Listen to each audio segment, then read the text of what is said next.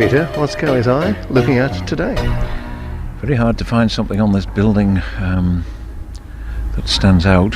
Now come on, if you're looking across the road. Well, I mean, I could describe it as a puritanical building. I could also say I'm looking at a fairly tall cross on That it. certainly stands out. Well, indeed it does, and obviously it's really the only thing that stands out because, yes, it is a church. And here we are, we've come to Willaston. We're on a one-way system, and we're sort of squeezed between two furniture vans, and I'm a bit worried one of them's going to pack up.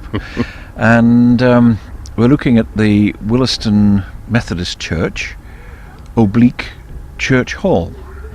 Oblique Church Hall, that means a shared building for, well, I mean, you do find church halls as part of churches, don't you? Yeah, well, this one, it was approved, the plans were approved in, let me think now, December 1958. So that was 4 years after the Catholic Church around the corner had opened. And the estate would be built more or less then? Oh, well, the estate started in, was it 49? I think the first phase down the bottom opened. Yeah. So yes, it had been going a little while. Davis and Marsh drew the plans for this. The Catholic Church around the corner, which we looked at years ago, you may recall what is now the church was intended to be the hall, which was sort of phase one, so it could be dual purpose, and then eventually build the church, which would be larger. Well, the church never happened, so that the hall has always been the church. Well, here Davison's decided to, because of cost implications, to combine the two. So in a similar way to St Joseph's, where you could actually screen off the sanctuary, then equally here you can screen it off and you've got yourself a large hall, which has in the past been used for Manx dancing lessons and all sorts of things. So work started in February 1958, and according to the Town Hall records, by February of 59, a full 12 months later, it was complete in the sense of complying with the bylaws, etc. When they had the official opening, I don't really know, but anyway, it's built out of peel brick, which is pointed. They're peel brick, are they? They're peel brick, because we're looking at it in this sort of orange light, but it's peel brick, pointed with white cement.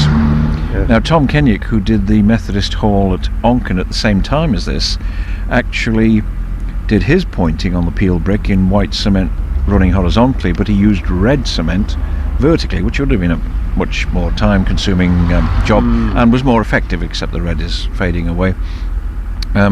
Here we have a sort of portico, a slightly pronounced entrance in precast concrete, probably Rudel Industries. There wouldn't be anybody else locally who could do it, unless, of course, the contractor himself did it, but I don't know who that was.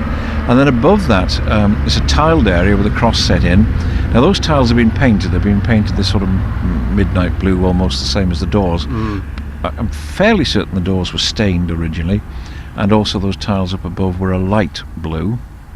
It's a fairly low pitch. It's not a flat roof, but it's fairly low, probably 12 degrees, no more than 15 anyway. And obviously it served and still serves a purpose of providing place of worship and indeed social gathering for Willaston. And built on something of a slope as well. Something of a slope, and they sort of cut in a level to do it. And the site wouldn't be given. The site would have had to have been bought from the Douglas Corporation. Yeah. It's interesting in these modern estates where planning approval says that for these large estates like the one at Peel, you shall make provision for shops, a pub and what have you. I don't think church comes into the equation anymore. No. But what happens is the contractor allocates a piece of land, but he never builds them. It's, as has happened in Peel, it's the brewery that have come along, or at least they paid for it to be built. Here in Willaston, of course, the corporation converted the old mansion house, the manor as it had become. It was never originally the manor, it was Willaston House. And in fact, when the corporation bought this estate, they divided the old Willaston House into two, and the borough architect Leslie Mellor lived in one half, and the other half, I'm fairly certain, was Eric Coward. And then, of course, eventually they leased the thing out to the brewery. It's become the local for this area.